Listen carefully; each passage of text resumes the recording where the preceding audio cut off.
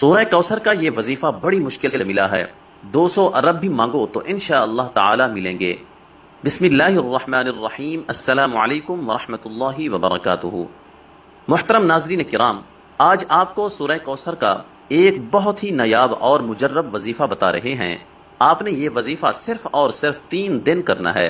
صرف 3 دنوں کے اندر اندر آپ کی جو بھی بڑی سے بڑی حاجت ہوگی، جس بھی مقصد کے لیے آپ اس وظیفے کو پڑھو گے، آپ کا وہ مقصد انشاءاللہ 3 دنوں کے اندر اندر پورا ہو جائے گا۔ آپ کا مقصد کوئی بھی ہو، آپ کی حاجت جتنی مرضی بڑی ہو، چاہے آپ کی پریشانی کوئی بھی ہو، آپ جس بھی مقصد کے لیے اس وظیفے کو پڑھو گے، آپ کا وہ مقصد انشاءاللہ تعالی 3 دنوں کے اندر ہی اندر پورا ہو جائے گا۔ لیکن واضح کر دیں کہ آپ نے یہ وظیفہ صرف جمعرات، جمعہ اور ہفتے والے دن ہی کرنا ہے، یعنی جمعرات سے شروع کریں اور ہفتہ کو مکمل کر لیں۔ آپ نے 3 دن یہ وظیفہ کرنا ہے۔ انشاءاللہ یہ وظیفہ کرنے سے آپ کی ہر جائز حاجت پوری ہوگی اور آپ کی بڑی سے بڑی پریشانی ختم ہو جائے گی۔ آپ چاہے یہ وظیفہ اپنی خود کی شادی کے لیے کر رہے ہیں یا پھر آپ کی بیٹیوں کی شادی نہیں ہو رہی، اس کے لیے کر رہے ہیں، انشاءاللہ تعالی آپ کو اس میں بھی کامیابی ملے گی۔ اگر آپ بے روزگار ہیں تو آپ اس کے لیے بھی یہ وظیفہ کر سکتے ہیں۔ اگر آپ کے دشمن ہیں اور ان سے چھٹکارا پانے کے لیے بھی آپ یہ وظیفہ کر سکتے ہیں۔ اگر کسی سے محبت کرتے ہیں اور اس سے شادی ہی کرنا چاہتے ہیں اور اس کے دل میں آپ اپنی محبت پیدا کرنا چاہتے ہیں تو اس کے لیے بھی آپ یہ وظیفہ کر سکتے ہیں۔ آپ کی کوئی بھی حاجت ہو، کوئی بھی مقصد ہو، آپ اس وظیفے کے ذریعے اپنا مقصد پورا کر سکتے ہیں۔ آپ نے صرف 3 دن اس وظیفے کو کرنا ہے اور انشاءاللہ 3 دن کے اندر ہی اندر آپ کا ہر جائز مقصد پورا ہو جائے گا۔ اس وظیفے کو شروع کرنے سے پہلے درود شریف لازمی پڑھیں۔ درود شریف آپ ہمیشہ ہی ابراہیمی درود شریف پڑھا کریں۔ آپ نے وظیفہ کس طرح کرنا ہے؟ آپ نے سورہ کوثر پڑھنی ہے۔ تمام مسلمان اچھی طرح جانتے ہیں کہ سورہ کوثر قرآن پاک کی سب سے چھوٹی سورت ہے۔ اس کی 3 آیتیں ہیں اور یہ قرآن پاک کے 30ویں پارے میں ہے۔ آپ کی کوئی بھی حاجت ہے، کوئی بھی مقصد ہے، لیکن شرط یہ ہے کہ وہ مقصد صرف جائز ہی ہونا چاہیے۔ اس کو ذہن میں رکھ کر آپ نے یہ وظیفہ کرنا ہے۔ وظیفہ کرتے وقت پورا دھیان آپ کا وظیفے پر ہی ہونا چاہیے، دل میں کوئی بھی وسوسہ نہ آئے۔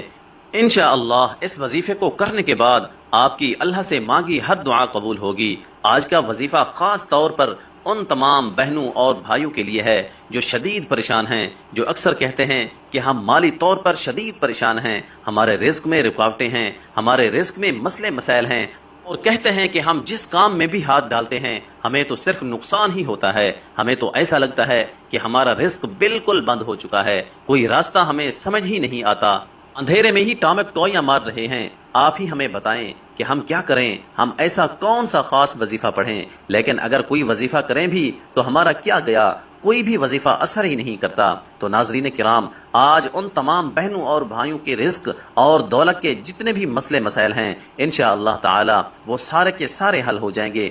اور انشاءاللہ جو لوگ قرضوں میں ڈوبے ہوئے ہیں، جن لوگوں کا بال بال قرضوں میں جکڑا ہوا ہے، ان کا قرض بھی اتر جائے گا کہ انہیں خبر بھی نہیں ہوگی۔ اور جو بندہ نوکری کے لیے شدید پریشان ہے، رزق کے جتنے بھی مسائل ہیں، ان سب مسائل کے لیے آپ کو اس مسئلے کو ذہن میں رکھتے ہوئے یہ وظیفہ کرنا ہے۔ یہ وظیفہ آپ کسی بھی وقت اور کسی بھی جگہ پر کر سکتے ہیں۔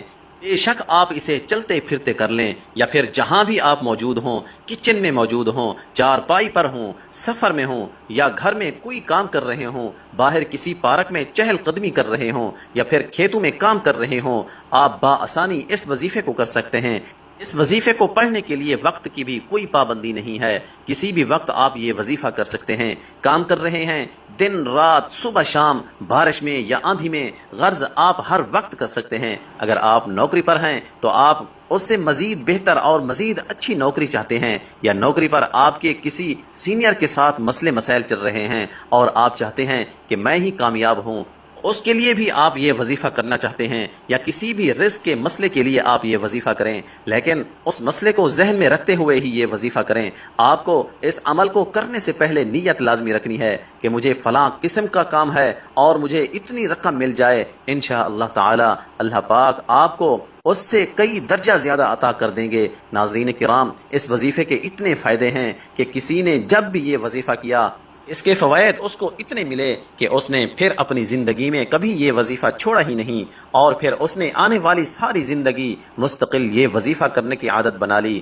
اور اب بھی وہ ان 3 دن لازمی یہ عمل کرتے ہیں۔ جب آپ لوگ سب سے پہلے یہ وظیفہ کرنے لگیں تو کوشش کریں کہ اس وقت بھی باوضو ہو جائیں۔ وضو کرنے کے بعد اگر آپ لوگ گھر میں موجود ہیں تو سکون سے ایک جگہ بیٹھ جائیں۔ کبھی بھی جلد بازی میں آپ لوگ کوئی بھی عمل یا وظیفہ بالکل بھی نہ کرنا، بلکہ مکمل سکون اور اطمینان سے آپ لوگ کہیں بیٹھ جائیں۔ سب سے پہلے 7 مرتبہ درود پاک پڑھ لیں، لیکن یاد رکھیں کہ درود شریف آپ ہمیشہ ابراہیمی درود ہی پڑھا کریں، اور درود ابراہیمی تو دنیا کے ہر مسلمان کو آنا چاہیے، کیونکہ درود ابراہیمی کے بغیر تو نماز بھی اللہ تعالیٰ کی بارگاہ میں قبول نہیں ہوتی۔ آپ سب ایک مرتبہ میرے ساتھ بھی درود ابراہیمی پڑھ لیں۔ اللہم صلی علی محمد وعلی آل محمد کما صلیت علی ابراہیم وعلی آل ابراہیم انک حمید مجید۔ اللہم بارک علی محمد وعلی آل محمد کما بارکت علی ابراہیم وعلی آل ابراہیم انک حمید مجید۔ جب 7 مرتبہ آپ درود ابراہیمی پڑھ لیں تو آپ سورہ کوثر کو 21 مرتبہ پڑھ لیجئے۔ انا اعطیناک الکوثر فصل لربک وانحر ان شانئک هو الابتر۔ ناظرین کرام، جب سورہ کوثر کو آپ لوگ 21 مرتبہ پڑھ لیں، اس کے بعد آپ کو 21 مرتبہ یا اللہ یا رحمان یا اللہ یا رحمان کا آپ لوگوں کو ذکر کرنا ہے۔ پھر اس کے بعد آپ کو دوبارہ سے 21 مرتبہ سورۃ کوثر پڑھیں، پھر 100 مرتبہ استغفر اللہ پڑھیں۔ اس کے بعد آپ کو آخر میں دوبارہ یا اللہ یا رحمان یا اللہ یا رحمان یا اللہ یا رحمان کا 21 مرتبہ ذکر کرنا ہے۔ لیکن اگر اس کی تعداد کچھ اوپر بھی ہو جائے تو کوئی مسئلہ نہیں، لیکن کم سے کم 21 مرتبہ آپ کو یا اللہ یا رحمان کا ذکر لازمی کرنا ہے۔ اس کے بعد آخر میں آپ لوگ 7 مرتبہ درود پاک پڑھ لیں۔ اس کے بعد آپ کو دعا مانگنی ہے۔ عمل جب شروع کریں تو آپ کو اپنے دل و دماغ میں اپنی حاجت یا مراد یا پھر کوئی مشکل کام وغیرہ رکھنا ہے جس مقصد کے لیے آپ یہ عمل کر رہے ہیں، اور اس کے بعد آخر میں آپ لوگ دعا ضرور مانگیے گا اپنی تمام پریشانیوں کے لیے، حاجتوں کے لیے، دکھ تکلیف کے لیے۔ اللہ پاک سے رو رو کر گڑ گڑا کر آپ کو دعا ضرور مانگنی ہے۔ انشاءاللہ تعالی اللہ پاک آپ پر بھی ضرور کرم فرمائیں گے۔ لیکن ناظرین کرام، صدقہ لازمی دیا کریں۔ صدقے سے مراد ایسے محتاجوں اور ضعیفوں کو جن کی کہ کوئی کمائی نہ ہو اور نہ ہی جن کا کوئی کمانے والا ہو۔ صدقہ کے لیے بہترین یہ ہے کہ آپ اپنے قریبی ارد گرد کے ہمسایوں پر نظر دوڑائیں، تو آپ کو کئی گھرانے ایسے نظر آئیں گے کہ جن کے پاس کچھ بھی نہیں ہے، لیکن وہ پھر بھی کسی دوسرے کے آگے ہاتھ نہیں پھیلاتے۔ انہیں اپنا فالتو سامان یا مال روپیہ اس نیت سے دیں کہ صرف اللہ کی اطاعت ہو اور اس کی مخلوق کا کام بنے۔ بخاری و مسلم کی حدیث میں ہے کہ 7 قسم کے لوگوں کو اللہ تعالیٰ اپنے عرش تلے سایہ دے گا، جس دن اس